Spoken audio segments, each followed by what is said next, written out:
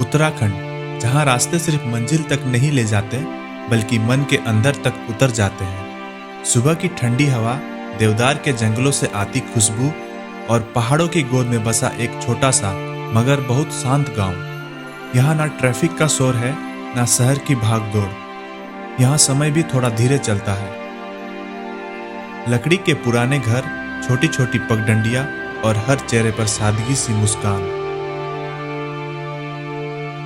ये गांव सिर्फ रहने की जगह नहीं, ये एक एहसास है जहां सुकून अब भी जिंदा है। आज के इस सफर में मैं आपको ले चलूंगा उत्तराखंड के उसी गांव में जहां प्राकृतिक और इंसान अब भी एक दूसरे के करीब हैं।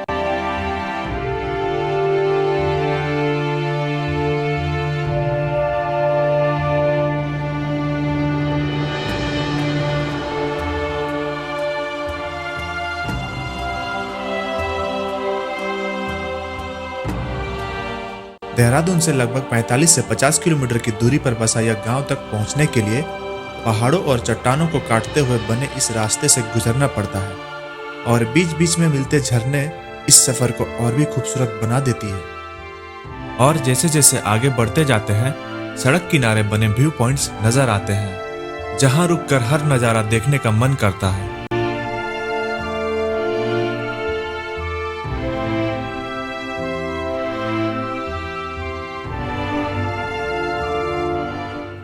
फिलहाल मैं अभी आ चुका हूँ, एक सामने गांव मिला है। गांव का नाम है सिया गांव, और यहाँ पे अभी आ चुका हूँ। यहाँ पे अपना स्कूटी जो रेंट पे लिया था यहाँ पे लगा दिया हूँ, और चलते हैं अब गांव तरफ। कैसा है यहाँ का गांव देखते हैं। फिलहाल देखिए यहाँ पे ऐसा घर दिखता है। फिलहाल आगे चल कर देखते हैं क्या है। जैसे ही मैं इस गाँव में पहुँचा, मैंने देखा कि यहाँ की महिलाएं घर के काम के साथ साथ गोबर से खाद बना रही थी, जिसे बाद में खेतों में डाला जाता है। यही है गांव की सच्ची और मेहनती जिंदगी।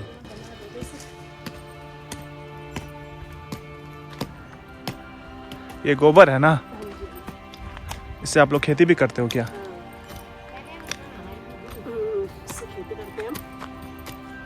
ठंडे के खाद होती है, खाद। ठंडे का दिन में यहाँ बर्फ भी पड़ता होगा पूरा। आप लोग के घर तरफ यहाँ तक आ जाती है क्या? पूरा हो जाता है यहाँ पे? हाँ, पड़ जाती है। मतलब कितनी पड़ती है?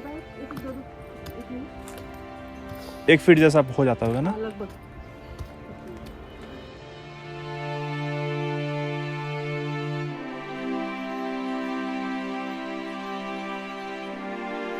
सिया विलेज, जो कि एक छोटा सा पहाड़ी गांव है। यह कोई टूरिस्ट स्पॉट नहीं है, बल्कि एक ऐसा गांव है जहां जिंदगी आज भी पहाड़ों की अपनी रफ्तार से चलती है। यहाँ ना कोई बड़ी बड़ी दुकानें हैं, ना ही शोर शराबा, बस सुकून है, शांति है और एक सदा सा जीवन। यहाँ की पगडंडियाँ सीधे आपको गांव की असली जिंदगी तक ले जाती है। सुबह की शुरुआत यहाँ अलार्म से नहीं, बल्कि ठंडी हवा और पक्षियों की आवाज से होती है। यहाँ के लोग आज भी खेती बाड़ी और छोटे मोटे कामों से अपनी जिंदगी चलाते हैं।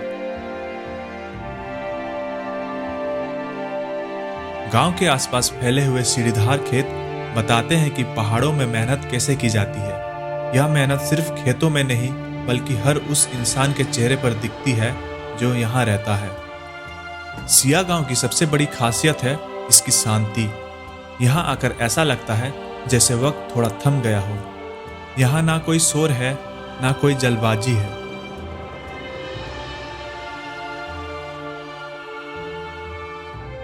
थोड़ा और आगे बढ़ते ही रास्ते में मुझे गांव की एक दादी मिली। दादी हेलो, कहाँ से हैं आप? यहीं से हैं? हाँ। यहीं के हो आप? हाँ। आपकी क्या उम्र हो रही है? एज उम्र से? पूछ रहे हैं आप। पहाड़ी लोग बहुत ज्यादा दिन तक, मतलब ज्यादा तक जिंदा रहते हैं, ज्यादा उम्र तक रहते हैं। अरे ज्यादा नहीं चाहिए मुझे। तब भी कितने हो रही है? लगभग 80 प्लस है। हाँ, होगी। अच्छा, आप यहीं पे खेती वगैरह सब यहीं पे करते हो? कहाँ आप लोग की खेती वगैरह होती है? ये होती है नीचे? इधर एक खेती, उधर एक खेती। अच्छा, और यहाँ पे और मतलब क्या क्या उपजाते हो यहाँ पे खाना पीना में? खाना में उग जाते क्या सभी चीज होती है। सब्जी से लेकर चावल का भी करते हैं? नुकसान होते हैं ना, चावल नहीं हम धान नहीं बोते हैं। अच्छा धान नहीं, ज़्यादा क्या क्या बोते हो? होते थे पहले, अब नहीं होते, अब उजाड़ हो गया बहुत ज्यादा। अच्छा। होते सब चीज तो, पर जब उजाड़ रखते नहीं तो बस मेहनत करनी है बस। दादी की मुस्कान, उनकी बातें और आगे बढ़ते कदम हमें याद दिलाते हैं कि असली जिंदगी सादगी और अपनापन में ही बसती है।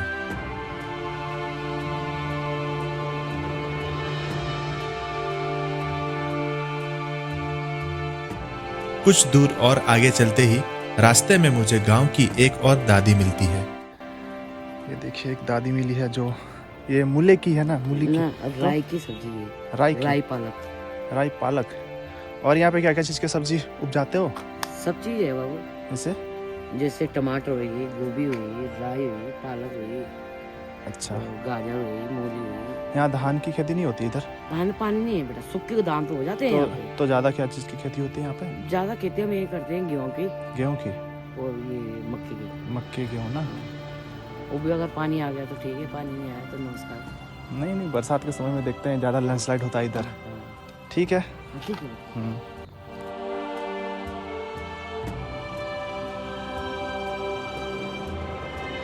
प्राकृतिक की गोद में बसे इस गांव के पुराने घर और उनके दीवारों पर बनी पेंटिंग्स यहाँ की सादगी, परंपरा और गांव की जिंदगी को बहुत खूबसूरती से दिखाती है।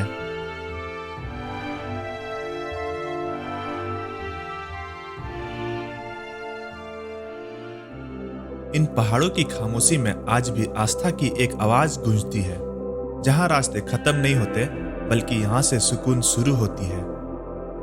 मसूरी की ऊंचाई पर बसा मां संतूरा देवी का ये पावन धाम, यह ना सिर्फ एक मंदिर है बल्कि एक एहसास है। ठंडी हवाओं के बीच घंटियों की हल्की सी आवाज और दूर तक फैली दून घाटी हर पल को यादगार बना देती है। कहा जाता है जो यहाँ सच्चे मन से आता है, माँ उसे कभी खाली हाथ नहीं लौटाती। नवरात्रि के दिनों में जब भक्ति अपने चरम पर होती है तो ये धाम और भी दिव्य हो उठता है।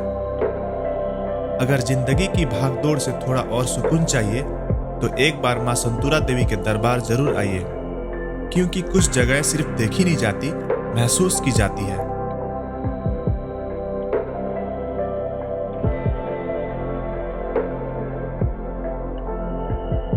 ये दो दादी मिली है हमको, काफ़ी अच्छा लग रहा है। दादी आपकी उम्र कितनी हो रही है?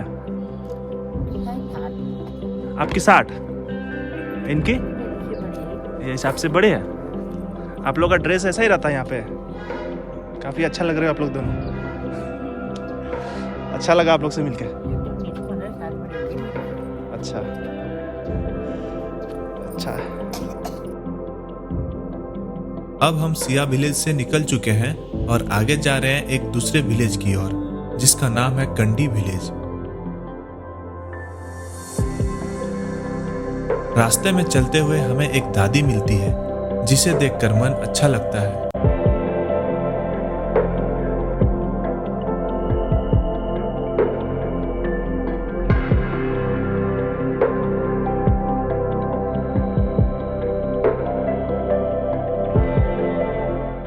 तो ये है कंडी गांव, देख सकते हैं यहाँ पे।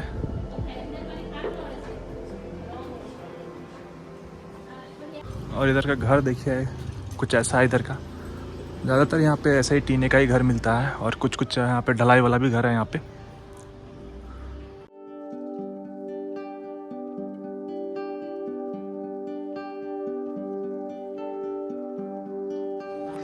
ये सब घर में फ़िलहाल कोई रहते नहीं है। कुछ कुछ इधर का दिख रहा है मुझे, जो ये किचन है, और इधर है घर वगैरह है। ये सब घर फ़िलहाल अभी बंद है, इस सब में कोई रहता नहीं है। और इधर का रास्ता देखिए, ऐसा है कुछ यहाँ पे, ऐसे करके सीढ़ी बना हुआ है। और अभी देखिए लॉक है यहाँ पे, ताला लॉक है। यहाँ पे ज़्यादातर पुराने पुराने घर ही दिख रहे हैं, देख सकते हैं यहाँ पे कुछ इस तरह का घर है।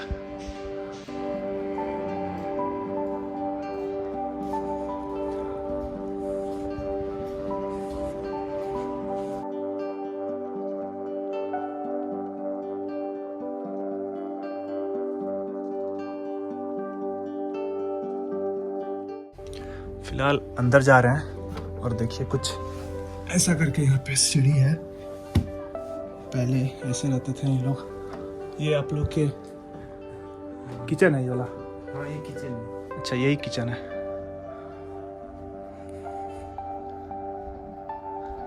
ये है किचन।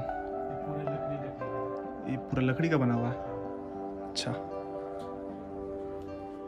ये लगभग कितने साल पुराने हैं बता सकते? ये हुआ है 200 साल से ऊपर का है। ये 200 साल से ऊपर का है? हाँ आपके मतलब दादा परदादा हाँ, के समय उस का टाइम घर? में उस टाइम पे घर है ये। बंगलों की कॉलोनी में सबसे पुराना मकान यही है। और सोते भी यहीं पे हो क्या? नहीं अब तो अलग अलग बना रखी है। अच्छा अलग अलग बना रखे हो। बस ये किचन हो गया। हाँ ये किचन है। अच्छा ये गौमूत्र और मिट्टी से गोबर से इसकी लिपाई होती है सुबह को ना, अच्छा फिर उस पर खाना बनता है। अच्छा। फिर इसको फिर दोबारा लीप के फिर शाम को फिर दोबारा बनाते हैं। मतलब जितने बार खाना बनाते हो उतने हाँ। बार आप लोग इसको निपते हो मतलब? हाँ अच्छा अच्छा है। यहाँ पे जितने भी पुराने पुराने घर दिख रहे हैं सब 200 से 250 साल पुराना पुराना घर है। सब सारे लकड़ी के ही घर हैं यहाँ पे। थोड़ा आगे चलते ही मुझे गांव की एक बुजुर्ग जोड़ी मिली जिन्होंने अपना घर भी दिखाया। किचन है देख सकते हैं। और दीदी यहाँ पे खाना बना रही है। अच्छा यहाँ पे एक चीज़ सुने मैंने कि जितने बार खाना बनाते हो उतने बार ये अच्छा चंदा लिखते हो ना? अच्छा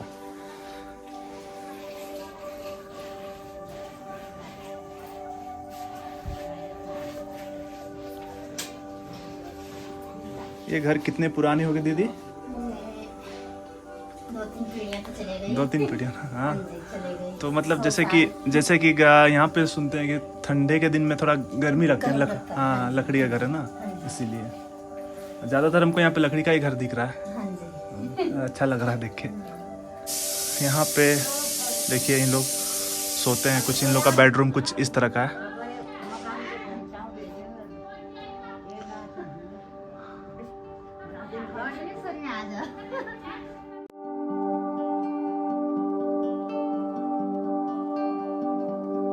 पहाड़ों की गोद में बसा कंडी विलेज शहर की भीड़ और शोर से बहुत दूर एक शांत और सदासी दुनिया है।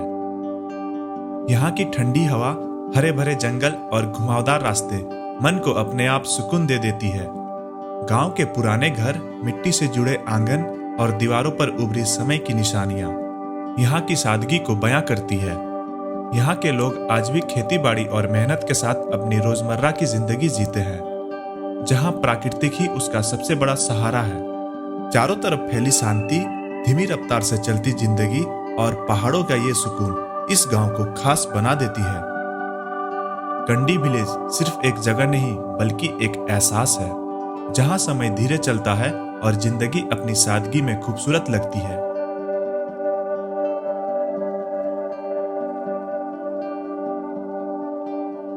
कंडी विलेज के पहाड़ों पर स्थित यह मंदिर बलराम जी को समर्पित है और यही मंदिर गांव की आस्था का प्रमुख केंद्र माना जाता है। चारों तरफ पहाड़ों और हरियाली से घिरा यह स्थान मन को अपने आप शांति और सुकून का एहसास कराता है। गांव के लोग रोजाना यहाँ पूजा करने आते हैं और अपने सुख दुख बलराम जी के चरणों में अर्पित करते हैं। मान्यता है कि बलराम जी गांव के रक्षक हैं और उनकी कृपा से यहाँ सुख शांति बनी रहती है। त्योहारों में विशेष अवसरों पर यह मंदिर सिर्फ पूजा का स्थान नहीं बल्कि पूरे गांव की आस्था, विश्वास और एकता का प्रतीक बन जाता है।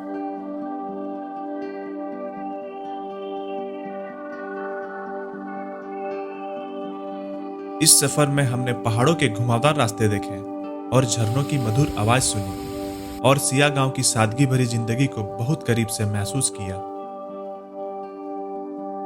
यहाँ की रोजमर्रा की जिंदगी हमें सिखाती है कि खुश रहने के लिए ज्यादा चीजों की जरूरत नहीं होती, बस सुकून चाहिए।